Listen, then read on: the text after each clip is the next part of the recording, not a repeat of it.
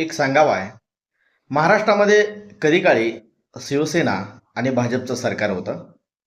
या कालखंडामध्ये शिवसेना भाजपचं सरकार असल्यामुळं त्या कालखंडामध्ये बाळासाहेब ठाकरे यांनी आपल्या मंत्र्यांना कशा प्रकारे सूचना दिल्या होत्या, आपलं मंत्रिमंडळ आणि आपलं सरकार कशा पद्धतीने चाललं होतं त्या संदर्भात बाळासाहेब ठाकरे यांची एक मुलाखत आहे. आणि त्यामध्ये त्यांनी खूप छान पद्धतीनं सांगितलेलं आहे की मंत्र्यांना त्यांनी ठणकावून काय सांगितलं होतं. म्हणजे आजच्या परिस्थितीमध्ये दिल्ली या ठिकाणी विद्यार्थ्यांनी त्यांच्या मागणीसाठी आणि शिक्षण क्षेत्रामध्ये रिफॉर्मेशन व्हावं म्हणून नीट परीक्षेचा पेपर लीक झाला आणि त्यामध्ये विद्यार्थ्यांनी केलेल्या आत्महत्या याची नैतिक जबाबदारी स्वीकारून केंद्रीय शिक्षण मंत्री धर्मेंद्र प्रधान यांनी राजीनामा द्यावा यासाठी दिल्लीमध्ये विद्यार्थ्यांनी आंदोलन केलं अभिजित दिपके यांच्या नेतृत्वाखाली. त्यानंतर सोनम वांगचुक यांनी देखील त्यांना पाठिंबा दिला. विविध पक्ष नेते संघटना यांच्या पदाधिकाऱ्यांनी जाऊन त्या ठिकाणी पाठिंबा दिलेला आहे.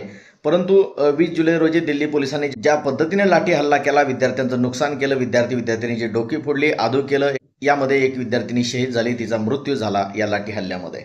अशी ही भयानक परिस्थिती. अशा या परिस्थितीमध्ये सरकार कसं असायला पाहिजे, पोलिसांच्या भूमिका काय असायला पाहिजेत, सरकारने आणि मंत्र्यांनी काय केलं पाहिजे, यासाठी उत्तम असा संदेश आणि खूपच छान सांगावा बाळासाहेब ठाकरे यांनी त्यांच्या मुलाखतीमध्ये दिलेला आहे. आजच्या कालखंडामध्ये समर्पक हा उपयोगी येतो.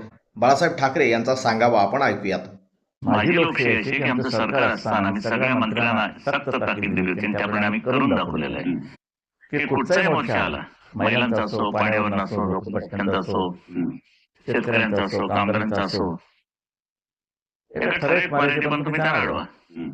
लाठीमार वगैरे काही भानगडी पडायचं नाही, पोलिसांची दंडली नाही, काही नाही. मग काय करायचं तुम्ही, जो मंत्री त्या प्रश्नाचा संबंधित असेल त्यांनी 6वा 5वा माळा उतरून रस्त्यावरती त्याला भेटायला यायचं, रस्त्यावर, आणि त्याला विचारायचं बोला काय ही लोकशाही. पाहिलं बाळासाहेब ठाकरे यांचे विचार काय होते. आपलं सरकार जरी असलं तरी आपण मस्तीत जाऊ नये, आपल्यामध्ये कुठली गुरमी चढू नये. शेवटी आपण लोकांचे लोकप्रतिनिधी आहोत, लोकसेवक आहोत, म्हणून लोकांचं म्हणणं, आंदोलनकर्त्यांचं म्हणणं आपण जाणून घेतलं पाहिजे. त्यासाठी मंत्र्यांनी स्वतः 4 माळे 5 माळे ज्या ठिकाणी तो एसी मध्ये बसलेला आहे तिथं खाली उतरून रस्त्यावरती येऊन त्या आंदोलकांचं म्हणणं ऐकून घेतलं पाहिजे होतं. पण सद्यस्थिती बघितली आपण, मोदी सरकार केंद्रामध्ये आहे, राज्यामध्ये देवेंद्र फडणवीसांचं सरकार आहे, दोन्हीकडे भाजपचं सरकार आहे. पण या भाजपच्या सरकारने दिल्ली पोलिसांनी विद्यार्थ्यांवरती लाठीचार्ज केला, अमानुषपणे संहार केला. ही कधीही न भरून निघणारी हानी, विद्यार्थ्यांचा हॅरेसमेंट फारच चुकीच्या पद्धतीने झालेला आहे. कधी काळी शिवसेना आणि भाजपची सत्ता एकत्रितरित्या महाराष्ट्रानं अनुभवलेली आहे. त्या काळामध्ये बाळासाहेब ठाकरेंची भूमिका अत्यंत महत्त्वाची असायची. बाळासाहेब ठाकरेंचा शब्द कुणी मोडीत नव्हतं. खऱ्या अर्थानं भारतीय जनता पार्टी महाराष्ट्रामध्ये रुजली आणि वाढली ती शिवसेनेच्या खांद्यावर शिवसेनेची साथ घेऊन. भारतीय जनता पार्टी बाळासाहेब ठाकरेंना आजही मानत आहे, परंतु बाळासाहेब ठाकरेंचे विचार भारतीय जनता पार्टीने घेतलेले दिसत नाहीत. बाळासाहेब ठाकरे यांचे आमदार, खासदार, मंत्री मात्र घेतले.